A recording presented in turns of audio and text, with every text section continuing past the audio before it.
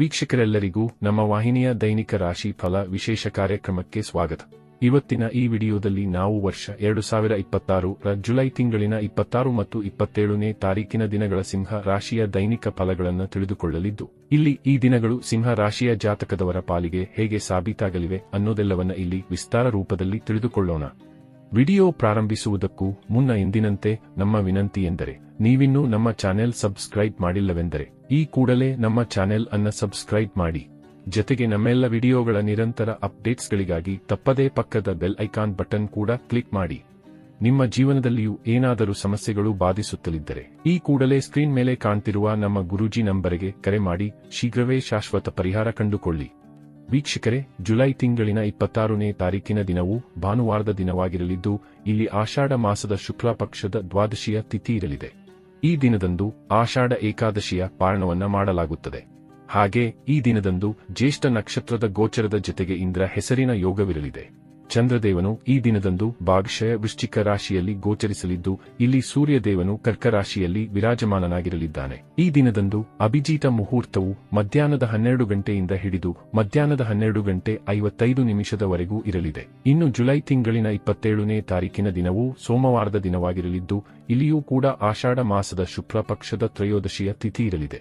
ಹಾಗೆ ಈ ದಿನದಂದು ಮೂಲ ನಕ್ಷತ್ರದ ಗೋಚರದ ಜತೆಗೆ ವೈದ್ರತಿ ಹೆಸರಿನ ಯೋಗವಿರಲಿದೆ.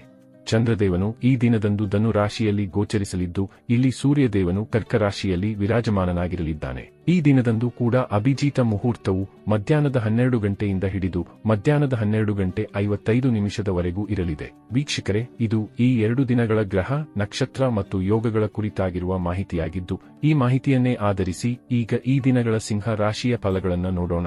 ಮೊದಲಿಗೆ ಇಲ್ಲಿ ಜುಲೈ ತಿಂಗಳಿನ 26ನೇ ತಾರೀಕಿನ ದಿನದ ಸಿಂಹ ರಾಶಿಯ ದೈನಿಕ ಫಲಗಳನ್ನು ತಿಳಿದುಕೊಳ್ಳುವುದಾದರೆ, ಈ ದಿನದಂದು ಚಂದ್ರದೇವನು ವೃಶ್ಚಿಕ ರಾಶಿಯ ಮೂಲಕ ನಿಮ್ಮ ಚತುರ್ಥ ಭಾವದಲ್ಲಿ ಗೋಚರಿಸಲಿದ್ದಾನೆ.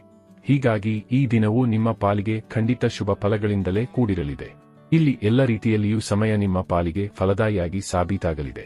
ಈ ವಿಶೇಷ ದಿನದಂದು ನಿಮಗೆ ಸುಖ ಸೌಲಭ್ಯಗಳ ಪ್ರಾಪ್ತಿ ಉಂಟಾಗಿದೆ. ಅಲ್ಲದೆ ಇಲ್ಲಿ ನಿಮಗೆ ನಿಮ್ಮ ಜನ್ಮಭೂಮಿಯಿಂದಲೂ ವಿಶೇಷ ಲಾಭದ ಪ್ರಾಪ್ತಿ ಉಂಟಾಗಲಿದೆ.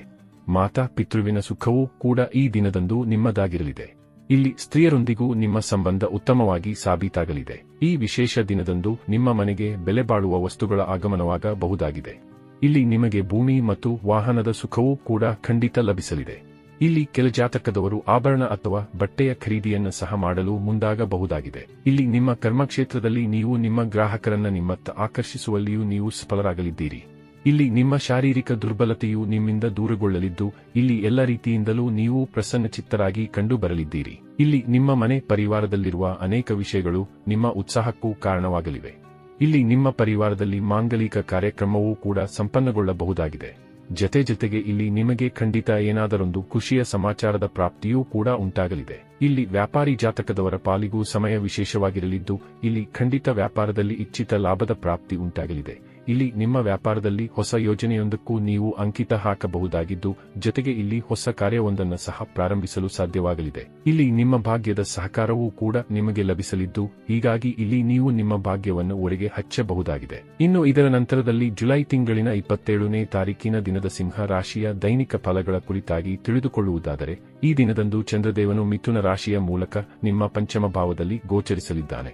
ಹೀಗಾಗಿ ಇಲ್ಲಿ ಸಮಯ ನಿಮ್ಮ ಪಾಲಿಗೆ ಸಾಕಷ್ಟು ಮಹತ್ವಪೂರ್ಣವಾಗಿ ಸಾಬೀತಾಗಲಿದ್ದು, ಇಲ್ಲಿ ಸ್ವತಃ ಮಹಾಲಕ್ಷ್ಮಿ ಮಾತೆಯ ಅಪಾರ ಕೃಪೆಯ ಸುರಿಮಳೆ ಉಂಟಾಗಲಿದೆ. ವಿಶೇಷವಾಗಿ ಇಲ್ಲಿ ನಿಮ್ಮ ಹದಗೆಟ್ಟು ಹೋಗಿದ್ದ ಅನೇಕ ಕಾರ್ಯಗಳು ಈಗ ಸರಿಯಾಗಬಹುದಾಗಿವೆ. ಈ ವಿಶೇಷ ದಿನದಂದು ಸಂತಾನ ಸುಖದ ಪ್ರಾಪ್ತಿಯಾಗಲಿದೆ. ಯಾರ ಜೀವನದಲ್ಲಿ ಸಂತಾನದ ಕೊರಗು ಕಾಡುತ್ತಲಿದೆಯೋ ಅವರಿಗೆ ಇಲ್ಲಿ ಸಂತಾನ ಸಂಬಂಧಿ ಶುಭ ಮುನ್ಸೂಚನೆ ಲಭಿಸಬಹುದಾಗಿದೆ. ಅಲ್ಲದೆ ಇಲ್ಲಿ ಸಂತಾನದ ಕಡೆಯಿಂದ ದೊಡ್ಡ ಖುಷಿಯ ಸಮಾಚಾರದ ಪ್ರಾಪ್ತಿಯೂ ಕೂಡ ಉಂಟಾಗಬಹುದಾಗಿದೆ.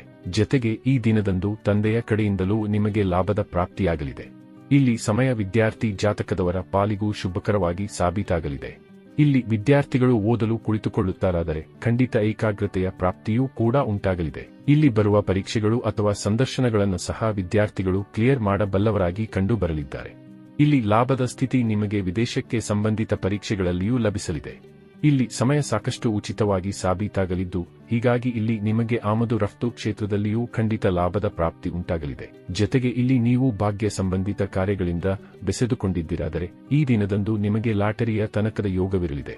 ಈ ವಿಶೇಷ ಸಮಯದಲ್ಲಿ ನಿಮಗೆ ನಿಮ್ಮ ವ್ಯಾಪಾರದಲ್ಲಿ 10 ಪಟ್ಟು ಹೆಚ್ಚು ಲಾಭದ ಪ್ರಾಪ್ತಿಯೂ ಕೂಡ ಉಂಟಾಗಬಹುದಾಗಿದೆ. ಇಲ್ಲಿ ನಿಮ್ಮ ಪರಿಶ್ರಮಕ್ಕೆ ಭಾಗ್ಯದ ಸಹಕಾರವೂ ಕೂಡ ಬೆಸೆದುಕೊಳ್ಳುವ ಮೂಲಕ ನಿಮ್ಮನ್ನ ಧನಧಾನ್ಯದಿಂದ ಸಂಪನ್ನಗೊಳಿಸಬಹುದಾಗಿದೆ. ಇಲ್ಲಿ ನೌಕರಸ್ಥ ಜಾತಕದವರ ಪಾಲಿಗೂ ಸಮಯ ಉಚಿತವಾಗಿರಲಿದ್ದು, ಇಲ್ಲಿ ನೀವು ನಿಮ್ಮ ಜವಾಬ್ದಾರಿಗಳನ್ನು ಉತ್ತಮ ರೀತಿಯಲ್ಲಿ ನಿಭಾಯಿಸುವ ಮೂಲಕ ಲಾಭವನ್ನು ಹೊಂದಬಹುದಾಗಿದೆ. ಒಟ್ಟಾರೆಯಾಗಿ ಇಲ್ಲಿ ಈ 2 ದಿನಗಳು ನಿಮ್ಮ ಪಾಲಿಗೆ ಲಾಭದಾಯಕವಾಗಿ ಸಾಬೀತಾಗಲಿದ್ದು, ತಪ್ಪದೇ ಈ ಸಮಯದ ಸದುಪಯೋಗ ಪಡೆದುಕೊಂಡು ಮುನ್ನಡೆಯಬೇಕು. ವೀಕ್ಷಕರೇ, ಇದು ಈ 2 ದಿನಗಳ ಸಿಂಹ ರಾಶಿಯ ದೈನಿಕ ಫಲಗಳ ಸಂಪೂರ್ಣ ಮಾಹಿತಿ. ಈ ಮಾಹಿತಿ ನಿಮಗೆ ಇಷ್ಟವಾದರೆ ವಿಡಿಯೋವನ್ನು ಲೈಕ್ ಮತ್ತು ಶೇರ್ ಮಾಡಿ. ಹಾಗೆ ಚಾನೆಲ್ ಸಬ್ಸ್ಕ್ರೈಬ್ ಮಾಡುವುದರೊಂದಿಗೆ ನಿರಂತರ ವಿಡಿಯೋ ಅಪ್ಡೇಟ್ಸ್ಗಳಿಗಾಗಿ ತಪ್ಪದೇ ಪಕ್ಕದ ಬೆಲ್ ಐಕಾನ್ ಬಟನ್ ಕೂಡ ಕ್ಲಿಕ್ ಮಾಡಿ.